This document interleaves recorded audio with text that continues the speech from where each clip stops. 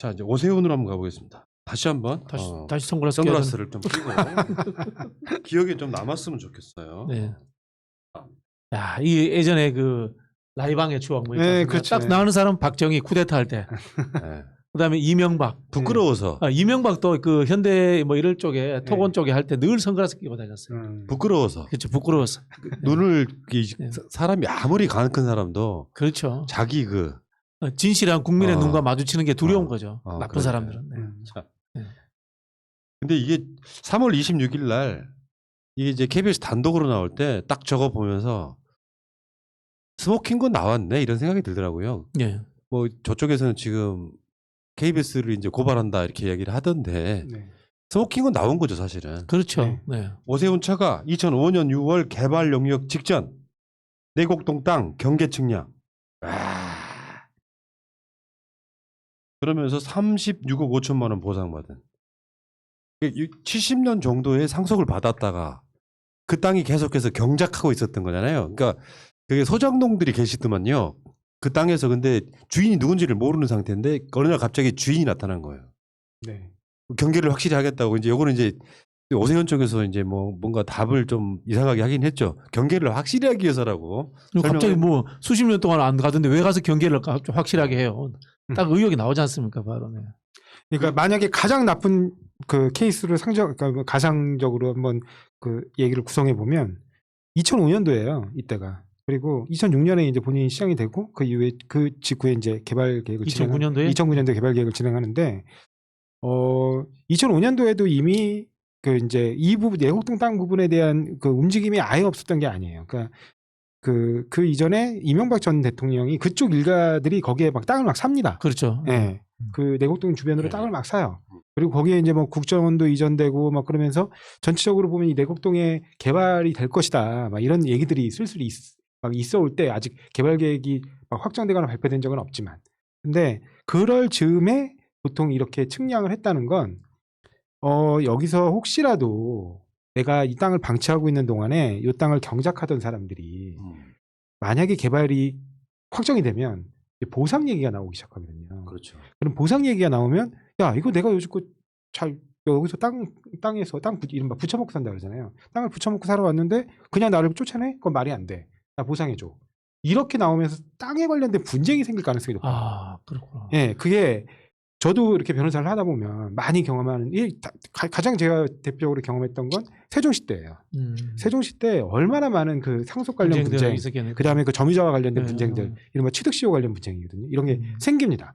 그러니까 그런 부분 관련해 가지고 이제 좀 생각이 있는 분들이 가끔 가다가 그래요. 저한테 물어봐요. 이거 어떻게 하면 좋겠냐? 혹시 뭐 취득시효라는 게 있다는데 그러면 그때 제가 조언해 주는 방식대로 한 겁니다. 딱 측량 좀 하시고. 그래서 내 땅 소유권을 내가 행사하는 것처럼 딱 주고 그러면 내가 언제 경계 측량했는지가 나오면 내가 땅을 방치했다라는 부분에 대해서 그 법원의 그런 판단을 깨트릴 수 있는 하나의 증거가 되거든요. 그다음에 또 하나는 만약에 거기서 농사 붙여먹고 있는 사람이 있으면 그때는 특별히 분쟁이 생기기 전이니까 이게 뭐 개발 관련된 얘기가 확정된 게 아니니까 그러면 그냥 쌀한가마니 내지는 뭐 고구마 한 푸대 뭐 이런 걸로 해서 약정이라도 해라.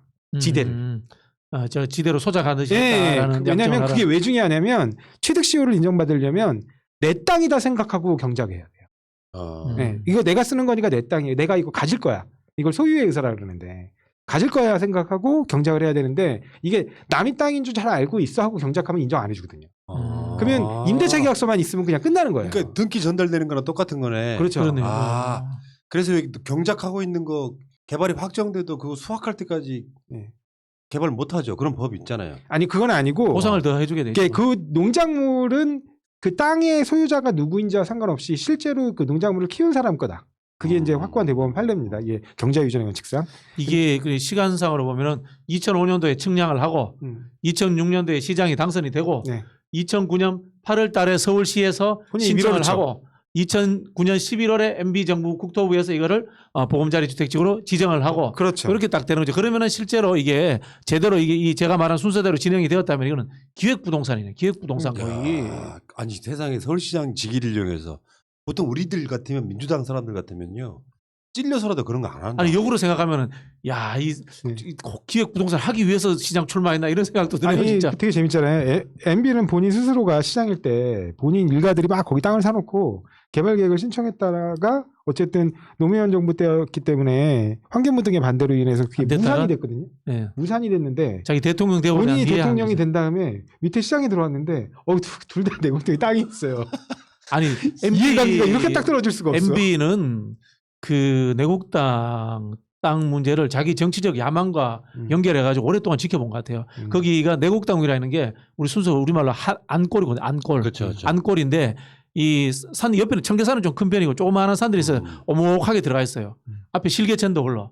좋게 말하면은 서울의 축소판처럼 명당 자리요, 명당 오늘 거기 자리. 땅 보고 오셨어요? 정확히 하시네. 아니, 지도 보면은 좀 봤죠. 네. 맞는 명당 자리요, 명당 자리. 네. 그 땅을 삼으로써 자기가 대권력, 그 다음에 돈도 벌고 그 이후에 이 대통령이 마치고 난 이후에 내곡동으로 갔을 때 본인의 또 안녕 이런 것들까지 생각했을 수도 있다 이런 생각이 들어요. 아마 분명히 그 직관 데리고 가서 풍수지리 봤을 거예요. 근데 그게 다른 사람도 아니고 오세훈을 봤다는 증언이 나타났잖아요. 그렇죠. 그러니까 증언을 보면 키도 크고 그러니까 잊을 수 없는 뭐 이런 상태였고 그 당시에도 아마 오세훈 꽤 유명한 얼굴이었잖아요. 그렇죠. 그러니까 국회의원을 대충 알았을 했고 가능성이 TV 프로 진행도 했고 TV 광고에 또 굉장히 많이 나왔을 네, 텐데. 그 중간에 그만둬가지고 스타 진행자였죠. 네, 왜냐하면 그 2004년도에 이제 본인이 더 이상 이제 불출마 선언을 하면서 야인이 되잖아요.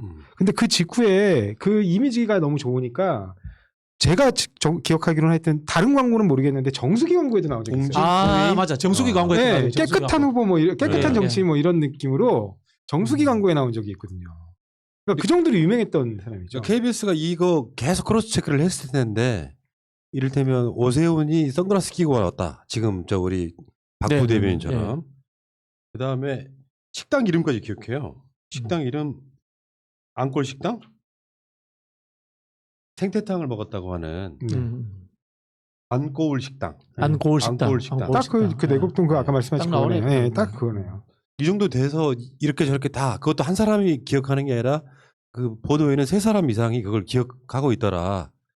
왜 이런 게 있잖아요. 그 경찰들이나 검찰들도 수사를 할 때 이렇게 저렇게 해서 진술이 일관되고 여러 사람들의 상황들이 대부분 맞아 떨어지면 거기에 대해서는 사실로 인정하잖아요. 그렇죠. 증언도 증거로 채택이 되는 거죠. 네. 이유도 합리적이에요. 왜냐하면 아까 제가 말씀드렸듯이 그 직후에 2005년도에 측량을 하고 그리고 바로 그 현재 그 경작자, 그 점유자하고 임대차 계약서를 체결하고 그러니까 그리고 임대차 계약서의 그 차임은 이제 상징적 의미로 몇만 원이라고 제가 들었는데 하여튼 상징적 의미를 받았다 그래요. 그러니까 이게 변호사들이 조언해주는 전형적인 방식이거든요. 왜냐하면 그걸 지대를 좀 더 받으려고 하다가 싸움 나요. 그러면 또 취득시 문제가 또 그때 싸움이 납니다. 그러면 불리할 수도 있잖아요. 본인이 한동안 오랫동안 땅을 방치해둔 땅이면 더더욱 불리해질 수 있거든요. 일단 1차적으로 오세훈 후보가 한 첫 번째 거짓말은 100% 이제 판명이 났어요. 뭐냐면은 그 땅이 있는지도 몰랐다. 그렇죠. 그 거짓말 한 거는 알았다는 것이 이제 100% 이제 판명이 난 거죠. 근데 제가 말씀드리고 싶은 게 그 전형적인 방식으로 그렇게 했는데 그러니까 저기 한번 생각해 보실 건 그때 당시에 오세훈 후보는 정치인을 그만두고 좀 한가하면서 변호사로 활동할 때예요. 근데 자기 처가 그 땅 그런 문제가 있는데 변호사인 본인이 그걸 신경 안 썼을까요? 그럼요. 아니, 그리고 변호사인 본인이 이 부분을 조언해주는 방식대로 가는 게 너무 딱 들어맞는데 그렇죠. 처남이 했다는 게 주도했다는 거는 처남은 의사거든요. 근데 이제 처남이 실제로 그 갔다는 그날 네. 처남은 다른 행사에 가 있다는 사진을 찾아내는 우리 대한민국 네티즌. 실제로 대단하다.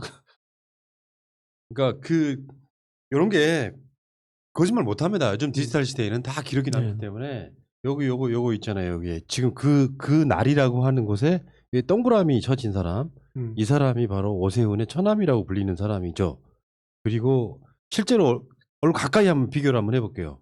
오세훈과 처남의 얼굴이 어떻게 생겼는지를 그러니까 헷갈릴 수가 없는 얼굴 이거죠. 네. 지금 이 양반하고 이 양반이 얼굴이 느낌 자체가 완전 다르지 완전 않습니까? 완전 다르네. 네, 그리고 완전 저처럼 다르네. 이제 오세훈이는 이제 상남자 올백 스타일이고 네. 저 양반은 지금 딱 보면 약간 가발을 쓴 그런 얼굴이고요. 요게 어떻게 헷갈릴 수가 있어요. 저희 조상호 변호사하고 저하고 차이 안 나는데. 이봉원이라고. 그러니까 요거는 예를 들어서 법적인 문제로 가도 네. 뭐 어떨지 모르겠는데 국민 정서상은 제가 어제도 그런 이야기 들었거든요. 전혀 잘 모르는 사람들한테 오세훈이 자기가 가서 다 알고 있었더만 이런 소리 그러니까 예. 사람들이 다 하기 시작했어요. 그렇죠. 그 KBS 보도의 동영상에 오세훈이 선글라스 끼고 갔다 하면 그 보도 있잖아요. 네. 두 꼭지 중에 한 꼭지. 네. 그거 조회수가 한 이틀 만에 몇십만 나오더라고. KBS 뉴스 같은 건요. 꼭 이게 꼭지 하나당 보통 몇백밖에 안 나와요. 근데 몇십만이 가더라고요. 네. 금방 소문납니다. 걱정 안 하셔도 돼요.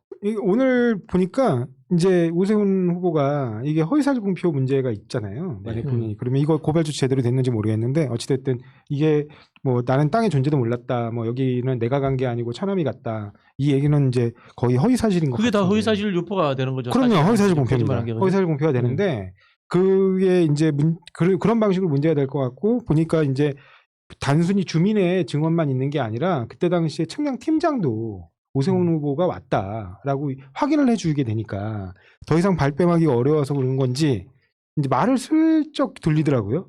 뭐냐면 아니 내가 거기 간 게 뭐가 그렇게 중요한 문제냐. 말 바꾸기를 이제 시작하는 거예요.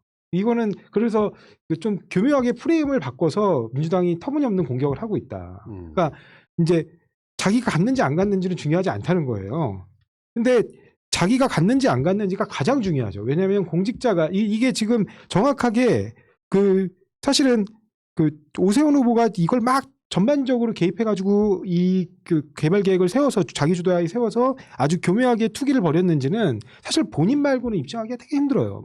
본인의 그 인식 속에 그렇죠. 있는 거니까. 근데 적어도 이 사람의 해명 과정에서 얼마나 부도덕하고 국민들을 속이고 기망하는 행위들이 나왔는지 그리고 이 부분에 관해서 국민들은 만약에 오세훈 후보가 이런 땅의 존재를 알고 심지어 이 땅을 그때 당시에 개발이 몇 년 안 남은 개발이 편입되기 몇 년 전에 본인이 직접 측량까지 참여했다라고 한다면 그러면 당연히 의심할 수밖에 없는 거예요. 그리고 그 부분에 대한 국민적 평가를 받아야 되는 것이고. 여기 상식적으로 보면 10년도 넘은 일을 어떻게 기억하냐인데 정반대의 경우예요. 왜냐하면 전혀 얼굴도 모르던 땅 주인이 나타난 거예요. 그걸 경작하던 사람들한테는 상당히 큰 일이죠. 큰 일이죠. 그 후로 뭐 한 번 더 왔을지 안 왔을지 모르겠지만 실제로 자기들 먹고 사는 데 있어서 가장 중요한 사람이 나타난 걸 당연히 기억하죠. 그 땅 주인이 또 유명한 사람이에요. 얼굴만 봐도 알만한 사람이고.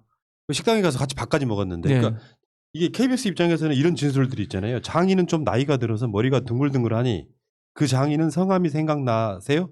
정머신데 요거 맞고요. 그러니까 장인이라고 하는 분은 이게 재혼이에요. 재혼 이분도 70년에 돌아가시면서 원래 있던 장인이 상속해준 땅이잖아요. 예. 이런 거고 그때 오세훈 후보가 측량하러 온 거 보셨어요라는 질문에 봤어요. 모두 다 봤는데 그때 그러니까 그 경작하던 사람들은 다 오세훈을 기억하는 거죠. 다 그렇겠네요. 그 식당에 있던 분들이랑 다 대충 정이 많이 나오겠네요. 어느 정도가 구체적이냐면 선글라스 딱 끼고 넥타이는 안 매고 어디 뭐라 콤비 그런 걸 입었더라고. 키가 크니까 태가 금방 나요.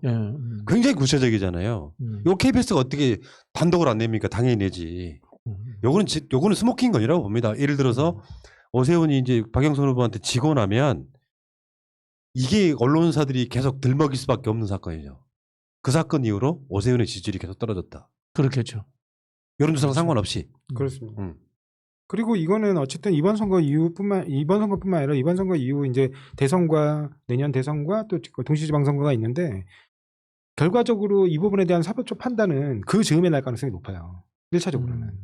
결국 이게 원래로 치면은 이 양반이 거짓말을 안 했더라면 그 당시에는 이해충돌 방지법이 없었기 때문에 그렇죠. 이 부동산 투기했다라는 지탄만 받고 끝날 것인데 그렇죠. 거짓말을 계속해서 했기 때문에 이거 자체가 허위사실 공표가 돼가지고 지속적으로 끌고 가야 되는 재판을 해야 되는 그런 상황이 되고. 예, 그렇습니다. 왜냐하면 그 직권남용은 우리가 많이 경험해서 알고 있듯이 이게 이제 직권남용에 해당할 수는 있는데 직권남용은 실제로 입증하기도 어렵고 그 다음에 법원에서 인정받기도 어려워요 법리상으로. 근데 그러기 때문에 이제 우리가 이해충돌 방지법을 도입하자는 거잖아요. 근데 지금 이 부분은 명백히 거짓말한 부분이어서 이 거짓말한 이 부분은 결국에는 본인이 나는 이게 투기에 관여한 바 없다라는 거를 이제 국민들한테 이렇게 어떻게 자기 이미지를 속여서 결국에는 그 부분에 대한 판단을 받고 싶었던 거잖아요. 그래서 이번 선거에서 유리하게 자기가 당선되기 위해서 그렇게 한 거기 때문에 이런 부분에 대해서 만약에 이제 판단이 내려진다면 정말 진짜 투기 세력이 누군지 이게 국민들이 알게 되는 거거든요. 그러니까 이 사건은 어떻게 보면 예를 들어서 오세훈이 그래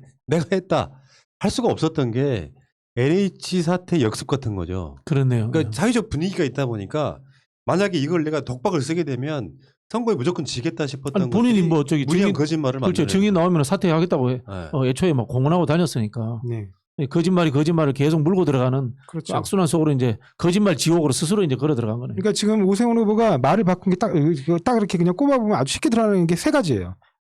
첫 번째가 노무현 정부 때 이게 이미 지구 지정이 된 거다. 그렇죠. 네. 근데 그거는 본인이 스스로 착각했다. 그리고 인정을 했어요. 그다음에 땅의 존재조차 몰랐다. 이 말은 2000년, 2006년 본인이 공직자 재산 신고하면서 신고했고. 사실상 거짓으로 드러났고요. 또 이 땅에 내가 간 적 없다. 측량할 때 천함이 간 거다. 이렇게 얘기했지만 지금 복수의 증언이라든가 아니 당시에 측량팀장이 무슨 이해관계가 있다고 거짓말을 말할 것이며 당시에 또 이 경작자가 이게 증언을 들어보면 밥 먹으러 가서 정치에 관련된 얘기도 많이 했다는 거예요. 그리고 그때 사퇴하신 거 참 잘한 일이다. 라는 얘기도 했다는 거예요. 그러니까 이거는 착각에 의해서 나올 수가 없는 증언이에요. 그러면 이렇게 복수의 증언들이 나와서 본인이 이 측량 현장에까지 찾아갔다. 그다음에 실제로 측량 및 임대차 계약서를 작성하는 이런 방식은 변호사인 저도 많이 조언 주는 방식인데 본인의 가족 일이잖아요. 가족 일인데 변호사인 본인은 그런 부분에 대해서 전혀 관여하지 않고 몰랐다? 그러면 어디 다른 데 가서 변호사한테 물어봤다는 얘기입니까? 그건 있을 수 없는 일이에요. 그렇네요. 그러니까 이제 뉴스공장 같은데 한번 후보 인터뷰를 하려고 그래도 안 나오잖아요. 왜냐하면 그걸 막 질문을 하게 되거나 그렇게 되면 자기가 곤란해질까 봐. 그렇죠. 거짓말쟁이들의 특성이고 내가 봤을 때 오세훈 씨는 진짜 홍준표의 진단이 정확한 것 같아요. 그러니까 어떤 업무에 있어서 디테일이 중요한 사람도 아니고 밖에 의존하고 사람들이랑 만나고 카메라에 찍히고 하는 걸 굉장히 중요한 사람처럼 보이는 스타일리시만 게, 찾는 사람. 딱 그 느낌이지 그런 느낌이죠. 않습니까? 그러면서도 진짜 필요한 건 해. 선글라스 끼고 짭짤한 거. 짭짤한 거 그런 걸 해요. 근데 진짜 내가 봤을 때 이 오세훈은 이제 겉으로 보여줬던 그 예전에 좋았던 이미지만 갖고 지금까지 사는 게 아닌가. 이미지 정치했던 사람이기도 하고 그 홍준표 대표가 보면은 틈틈이 훌륭한 말씀 많이 하시는 것 같아요. 윤석열 총장에 대한 평가도 그렇고 이번에 오세훈 시장 후보에 대한 평가. 네. 그리고 박영준 씨에 대해서도 아주 그 지난번에 뭐 나쁜 평가를 했더라고요. 그러니까 저는 이 사건을 보면서 MB는 아주 화끈하게 이른바 해먹거든요. 그러니까 예를 들면 내곡동 그걸 하면서도 예를 들면 본인 땅은 편입시키지 않고 바로 옆에 둔다든가 그 정도의 가감까지 있어요, 심지어. 근데 오세훈 후보는 그 정도의 가감함은 없구나. 근데 그 어찌됐든 그때 당시의 평가 그리고 현재에 비춰봐도 지금 그린패트로 풀리지 않는 그 땅의 가격하고 비교해도 나쁘지 않은 가격으로 이렇게 보상을 받아내면서 본인이 그 사이에 이게 뭐 곁다리를 살짝 얹어가지고 뭔가 어느 정도 이득을 얻어먹었다는 느낌? 약간 그런 느낌이 들기도 합니다. MB 아바타일 뿐이지 MB 수준은 못 되는 거죠. 그렇죠. 그래요? 독보적인 것 같아요. 난 내가 봤을 때 최근에 드러나는 거 보면 1위는 박형준이고요. 박형준 1위야. 2위가 MB, 3위가 오세훈 이 정도 됩니다. 그러니까 거짓말 3인방 정도로. 근데 문제는 이제 이런 부분이거든요. 저쪽에서는 일종의 이제 레슬링으로 말하면 굳히기. 아니야 민주당 무조건 졌어. 투표 포기하게 만들려고 하는데 저는 밑바닥 민심 실제로 투표에서 나타나는 여론은 완전히 다를 거라고 생각하거든요. 네. 그러니까 역대로 여론조사 기관들이 사실 폐업 수준으로 저는 갈 수 있다고 보는 게 주위의 여론이라는 게 말처럼 예를 들면 박영선 후보의 결정적인 하자가 없거든요. 그리고 이미지 괜찮아. 뭔가 스마트해 보이고. 또 오세훈 자체에 느껴지는 느낌은 일반 중도층에서 봤을 때는 굉장히 비열한 사람이에요. 이런 거짓말들이. 저는 그게 4월 2일, 3일 날 사전투표부터 시작해서 투표율 굉장히 높아질 거라고 생각합니다. 저도 우리 그 푸나님 의견에 동의하는 게 이게 이제 스모킹 건이 되고 전환점이 될 거라고 생각하는 거예요. 기존에 우리가 여론조사 갑자기 뚝 떨어지는 20% 뚝 떨어지는 결과가 나왔지 않습니까? 그때 상황이 어떤 거냐면 단일화 국면의 여론조사였었거든요. 단일화 국면의 여론조사인데 여론조사 앞에 질문이 단일화에 대해서 어떻게 생각하면 이렇게 되면은 우리 지지층들 전화 다 끊어버려요. 그 상황이 연장선상에서의 지지도가 뚝 떨어진 게 나오니까 그 뚝 떨어진 여론조사를 가지고 언론이 또 증폭해서 이 차이를 벌려나가는 이런 밴드워건 현상을 만들어버린 건데 제가 보기에도 이 사안들 자체가 그것을 이렇게 뒤집어버리는 모멘텀으로 작동하지 않을까 그런 생각이 들어요. 그래서 저는 한 수요일 정도쯤에 나 이렇게 우리 박영선 후보가 아마 제 생각에 기자회견을 할 것 같아요. 그 상황들에 대한 전반적인 정리를 하면서 아마 선거의 전환점을 한번 만들고 그렇게 하면서 금토 이 사전 투표하게 되면은 좀 이렇게 뒤집어지는 이런 상황으로 가지 않을까 이렇게 조심스럽게 예측을 해봅니다. 사실상 저는 사퇴해야 되는 거 아니냐 민주당 사퇴해야죠. 아니, 본인의 말에 따르면 사퇴해야죠. 네, 사퇴를 하면서 사실 그런 거 있잖아. 민주당이 뭐 보궐선거 원인을 제공했다 그러는데 그렇게 따지면 그 당사자가 지금 오세훈인 거고 그렇죠. 그런 관점에서 이런 식의 거짓말을 할 수 있다는 것 자체가 국민을 굉장히 우롱하는 거거든요. 저는 무조건 사퇴 지금 사퇴 해시태그 운동 같은 게 벌어지고 있잖아요. 오세훈 사퇴. 사퇴하십시오. 이게 지금 벌어져야 된다고 생각해요. 굉장히 중요한 부분이겠죠. 여러분 오세훈 사퇴라는 해시태그 한번 쭉 한번 걸어줘 보세요. 한번. 계속 채팅창에 좀 올려주시기 바랍니다. 오세훈 사퇴. 이게 이제 그럼에도 불구하고 전략적으로 우리가 좀 더 집중할 필요가 있어요. 이 두 가지 경우가 있습니다. 과거 사례를 제가 하나 들어볼게요. 한 번은 BBK 이명박과 한 번은 노무현과 이회창의 의혹에 대해서 차이가 나는 적이 있어요. BBK 때는 어떻게 했냐면 우리가 BBK를 가지고 계속 증폭하다가 그냥 끝나버렸어요. MB 때. 그런데 노무현 때는 어떻게 하냐면 이회창하고 싸우다가 중간에 한번 그 노무현 후보가 뒤집어요. 어떻게 뒤집었냐면은 한나라당은 과거와 싸우십시오. 이렇게 이야기를 하거든요. 예, 그런 이야기는 제가 왜 말씀을 드리냐면은 네거티브라든가 이 내곡동 문제는 이미 불거졌기 때문에 이거는 당과 우리 같은 이제 밖에 있는 유튜버들이라든가 이런 분들이 열심히 싸우는 거예요. 열심히 싸우는 거고 후보는 한 번에 메이저 공약이나 이런 것들을 전환점을 한번 만들어줄 필요가 있어요. 근데 진짜 충격적이네. 그 측량 현장 방문이 본질이 아니라고 말하는 건 사실상 인정한 거 아니에요? 그러니까 인정한 거죠. 뭐 그런 뻔뻔하게 그걸 KBS를 고발을 해요? 그러니까 이게 되게 웃긴 게 제가 저번에도 한번 말씀드린 것 같은데 그 나경원 그 딸 성신여대 부정입학 의혹 관련된 거예요. 그때도 서울시장 선거였는데 그때 뉴스타파에서 그 보도를 합니다. 이제 특종으로.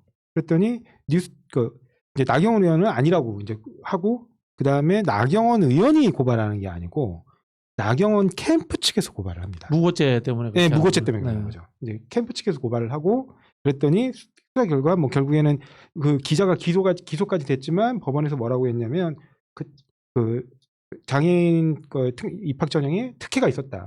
그걸 갖다 판결문에 명시해요. 그래서 그 누군가의 장애인 그 자녀의 특혜는 또 다른 장애인 자녀에게 중대한 벽으로 작용할 수 있다. 이런 식으로까지 써가면서 이제 그 부분을 비판을 하거든요. 근데 결국 허위사실 분표로 고발이 제대로 이루어지지 않음으로 인해서 그 부분에 대해서 이 나경원 후보가 처벌받지를 않았어요.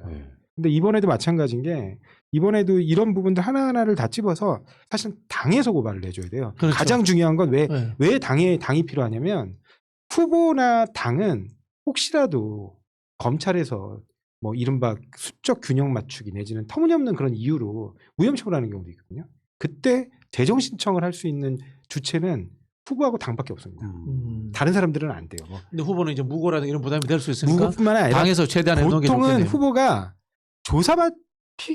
고발인으로 조사받는 것도 너무 무기잖아요. 그렇죠. 그러니까 보통 후보는 안 합니다. 그러니까 당에서 해줘야 돼요. 당에서. 그러니까 오세훈은 멀끔한 이미지랑 다르게 이번에 그 분양 원가 공개 있잖아요. 이것도 보면은 디테일을 몰라. 네. 그 되게 그러니까 겉은 멀끔한데 진짜 속은 텅 비어 있는 그런 느낌이고 서울시 하면서 부채도 엄청 물려놓은 사람 아닙니까? 네. 이런 식으로 정치하는 사람이 서울시장이 되는 게 문제가 아니고 이거 하나 당선시키면 제가 봤을 때 대한민국이 앞으로 대선까지 가는 데 있어서 굉장히 어려워진다. 피곤해지죠. 이런 거짓말쟁이를 서울시장이 당선시키면 되겠습니까?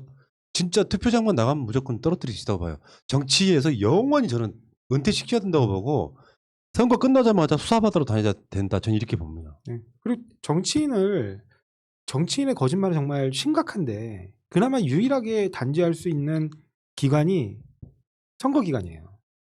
선거 외에 그렇죠. 선거 외에 거의 사실 공표가 되니까. 그렇죠. 예. 그냥 선거가 아니면 정치인이 너무나 뻔뻔스럽게 자신의 어떤 특히 자기가 무슨 현역 정치인이면 현역 정치인으로서 자기가 행한 잘못된 정책에 대해서도 너무나 뻔뻔하게 얘기하잖아요. 자기는 뭐 사찰한 적 없다, 뭐 한 적 없다. 근데 그게 한 번도 심판받지 않는데 단지 그게 뭐 실정법을 명백히 위반하는 다른 게 있지 않는 한 거짓말 그 정치인의 거짓말로 심판받을 수 있는 유일한 기간은 선거 기간이다. 예. 이 부분에 대한 반드시 예를 들어 이게 대구에 광모 의원 있지 않습니까? 네. 늘 상임위 가가지고 말도 안 되는 그 거짓말 의혹 그렇죠. 공작하잖아요.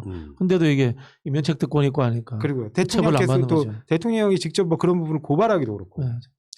KBS를 고발한다고 했는지 아닌지 몰라요. 그러면 음. 한다고만 얘기한 거예요. 사람들 잘 모르는 게 하나 있어. KBS 기자들이요. 오세훈이 확실하다고 보도를 냈을 거 아니에요. 그럼 이런 식으로 대응을 하면 엄청 빡친다고. 요것 봐라. 후속보도 곧 나옵니다. 저는 이런 식으로 언론사랑 이렇게 붙을 필요가 없다고 생각하거든요. 물론 뭐 거기다가 아니라고밖에 말을 더 하겠습니까만 어쨌건 저는 오세훈은 사퇴 아니면 수사를 받아야 되는 대상이 돼버렸다. 이렇게 말씀드리면 될 것 같고요. 어쨌건 저는 솔직히 말씀드리면 개인적으로 부러워요. 예를 들어 처가가 있는데 땅이 36억 받을 정도의 땅이 있어. 선글라스 끼고 가가지고 변호사니까 가서 뭐 아까 말씀하신 것처럼 조상호 변호사가 너무 잘하시네. 혹시 처가 땅이 혹시 있으세요? 아니요, 제가 아까 말씀드렸듯이 제가 그 세종시에서 처음에 그때 개발이 이루어질 때 그때 분쟁들이 좀 그쪽에서 변호사 생활을 예, 좀 하셨으니까. 했어요. 그래가지고 많이 그 부분 사건을 잘하시는구나. 처리한 게 있습니다. 세종에 땅은 없죠? 예, 없습니다. 그냥 저는 저 열심히- 땅이라면 사람들이 예. 바로 저도 한 10한 5, 6년 전에 아버지가 하루 갑자기 전화 오셔가지고 땅 성속해줄게 내려와라 이래 된 거예요. 고향에 내려갔어요. 예. 와 800평에 500만 원. 오지 한국의 10대 오지에 들어가는 곳인데 이제 조상들 이제 산소 있잖아요. 네. 산소하고 이제 이게 터자져 놓은 거 네. 그거 이제 앞으로 이 묘지 네가 관리해라 그러면서 주시더라고. 네. 시장님을 하셔야죠. 그러면. 예? 시장님을 하셔서 거기는 개발이- 시장님이 아니라 유엔 사무총장을 해도 뭐 바꿀 수 없는 곳이에요. 한국의 10대 오지예요. 거기다가 무슨 우주 발사체 이런 거 뭐 진짜 그런 거 같았어요. 뭐 별똥별 떨어지지 않는 야, 이상은 그게 진짜. 불가능한 아이고. 곳이에요. 네. 진짜 희한한 캐릭터들이라니까요. 이명박도 그렇지만 아까도 말씀드렸지만 민주당의 기본적인 결은 그건 못해요. 찔려가지고 진짜 찔려가지고. 그러니까 우리가 오세훈 거짓말이 시리즈로 나올 때 했던 얘기가 그거예요. 알고 있는 거짓말이라는 게 느낌이 와요. 알고 하는 거짓말이죠. 진짜로 몰라서 하는 거짓말. 늘 그렇게 하고 살았던 것 같아요. 보면은 네. 사람들이. 자 어쨌건 오세훈 아웃. 음. 자 여기까지 하겠습니다.